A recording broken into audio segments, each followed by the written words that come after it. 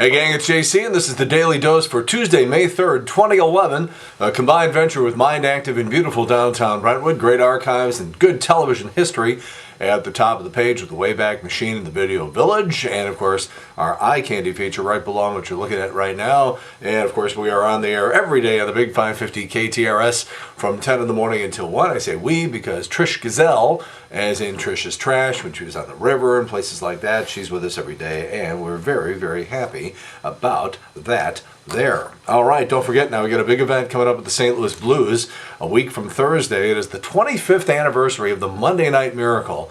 And if you don't know what I'm talking about, the Monday Night Miracle, either A, you're not a real blues fan, or maybe you were born a little bit too late, but on May 12th, 1986, at the Old Barn, which is what they used to call the arena, Doug Wickenheiser put in one of the most memorable goals in St. Louis Blues hockey history, possibly the most dramatic sports event here on that list, certainly maybe in the top 5 or 10 things that ever happened in terms of sports in St. Louis. And we're commemorating that with the St. Louis Blues alumni and the 14 Fund, and I've been asked to MC, and I'm going to do it, and it's going to take place at the site of the Old Barn next Thursday night, May 12th, 5:30 to 8:30. A lot of the old players will be in. There's going to be memorabilia, food, the whole thing, $50 tickets. That includes all of that stuff. Get on the St. Louis Blues website, and hopefully we will see you next Thursday. Also, next week, 27th anniversary of JC arriving here in St. Louis. We're going to celebrate with a week-long worth of shows of highlights. We got all the old stuff. Ray Romano and Steven Tyler, Mike Wallace, Bill Murray, Leslie Nielsen, David Letterman, Jay Leno, Oprah, Bill Maher, Crosby, Stills and Nash, Elton John, Don Henley, Caesar Milan, the Dog Whisperer. What a great show that was. And also we'll go back to the Abbey Road Studios, also our trip to London for the silver anniversary of the Beatles when we did the show from the Abbey Road Studios. And also my appearance on the Sally and Jesse Raphael show, and of course the break-in at Mike Bush's house. All of that starts Monday on the Big 550 KTRS starting at 10 in the morning. Things got to be getting better. Sun is out right now, but there's a frost warning tonight. We told you for a long time that according to Dave Murray, your plants are not safe until May 15th. So here we are on May 3rd, and we got a frost warning tonight, so cover up the tender veggies on that whole deal. Meanwhile, there's going to be people freezing their butts off. The Parrot Heads tonight out at Verizon Wireless Amphitheater as the whole thing kicks off the summer season out there, Jimmy Buffett in town. At some point here, we got to talk about raccoons. Ah, boy. Okay, so we got a big backyard out here, and we got some huge trees. And living up in a tree was a family of raccoons, and now there's only one. We don't have the other two. There's a big fat one. Looks like he's probably in about the 20 to 25, maybe even 30-pound range. He's huge sitting up there, and comes out a couple of times a day, takes a look around. And, you know, I've heard these horror stories about the thousands and thousands of dollars worth of damage that a raccoon can do to a person's house, but I haven't really worried about it because he hasn't really come around here. He's living in his tree, and whatever he does, he doesn't come near us. So the other night, I see him scampering across the roof of the neighbor next door. And so now, I am concerned. Now, there are people who have told me, don't worry, a raccoon is going to be afraid of you more than you're afraid of it, don't worry. And I've had other people that say, get a gun and shoot him out of this tree. So I don't know. At some point we got to talk about this raccoon situation because I'm a city kid. grew up in the concrete jungle of the south side of Chicago, and so I don't know from raccoons. So I don't know if I should be concerned about this and figure out some way to take him out, or just sort of let him live in peace. And if he runs across the neighbor's roof, maybe he runs along my roof. You know, I don't know.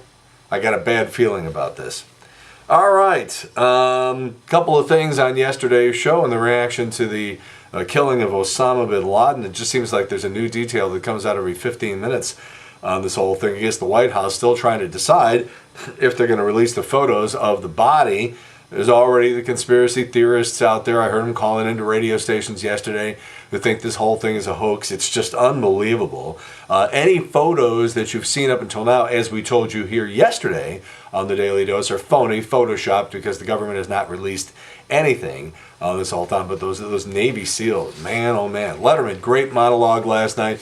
He said, Osama bin Laden's last words were, I need a bunch of Navy SEALs in this house like I need a hole in the head. Leno's monologue was pathetic. Jimmy Fallon did the same Maury Povich DNA joke that Leno did. These guys have had 10 years to prepare for this, and this is the best they could come up with. The Daily Show and Dave, high marks. Leno and Fallon, very, very disappointing. By the way, the Twitter things went nuts the other night. It's the third highest number of tweets in history, 3,400 per second. 3,400 tweets per second out there. And, there have been other things. New Year's Eve beat it out. Also, the tsunami beat it out. And the Super Bowl was fourth, by the way. Alan Garcia is the president of Peru. And he thinks the Pope should get the credit for the assassination, murder, whatever you're going to call it, of Osama bin Laden.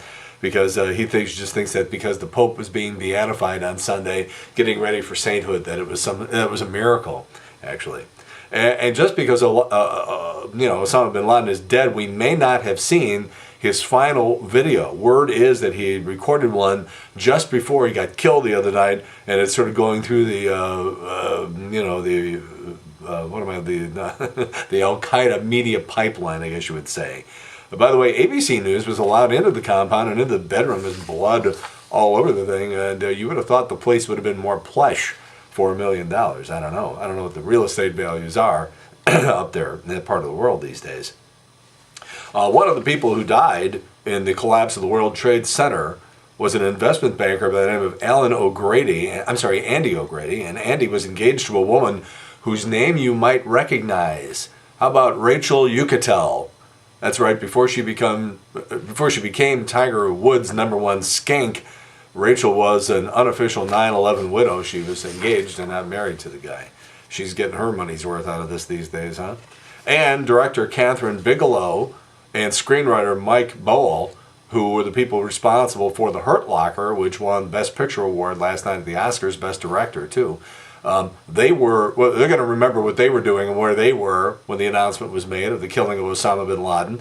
They were working on a movie about a failed attempt to kill Osama bin Laden. Now that story may have to change. I guess they're spending the next week trying to decide what to do. Can you imagine, though, having worked on something, you got the money to make a movie and a whole thing, and then the whole thing goes berserk like that? But, all things considered, they're going to have to live with it. I think we came out ahead on this deal.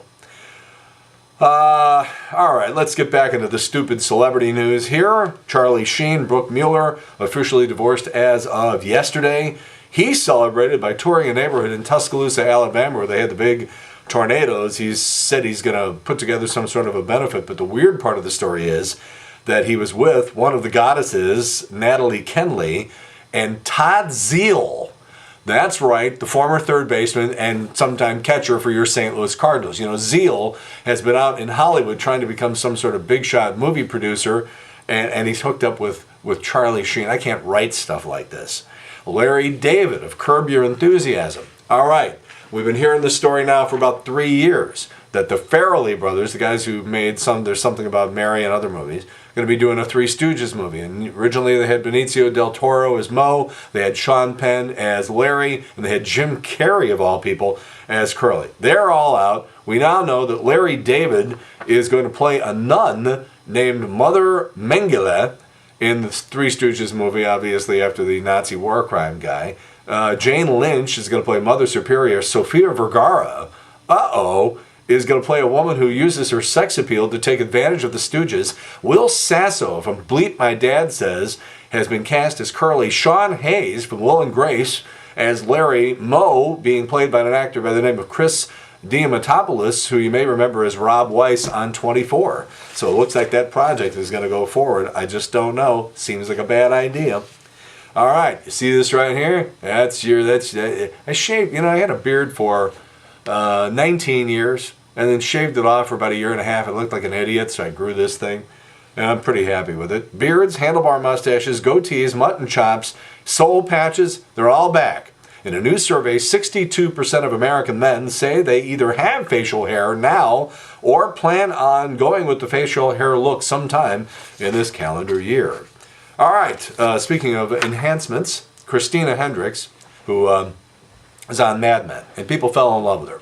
Guys loved her because she was just gorgeous, redhead, incredibly voluptuous. As a matter of fact, 38 triple Ds. So guys loved her, but women liked her too because she had sort of a full figure and she was a star. And so women and men liked her, and she was on a hit TV series with our own John Hamm from right here in St. Louis. Well, today she's 36 years old. However, her red hair is fake, and so is her boobs.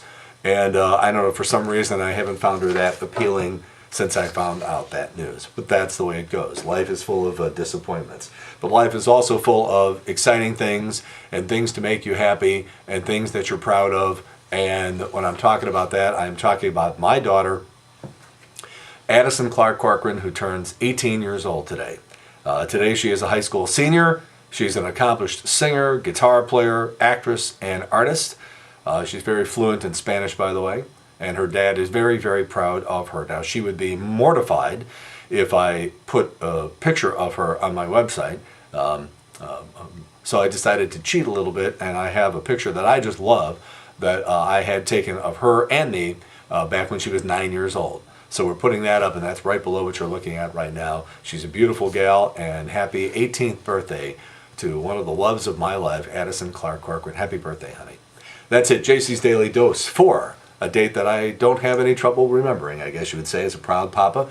Tuesday, May 3rd, 2011, a combined venture with Mind Active in beautiful downtown Brentwood. In the meantime, we've beaten this one to death. Have a good one. See you later. Bye.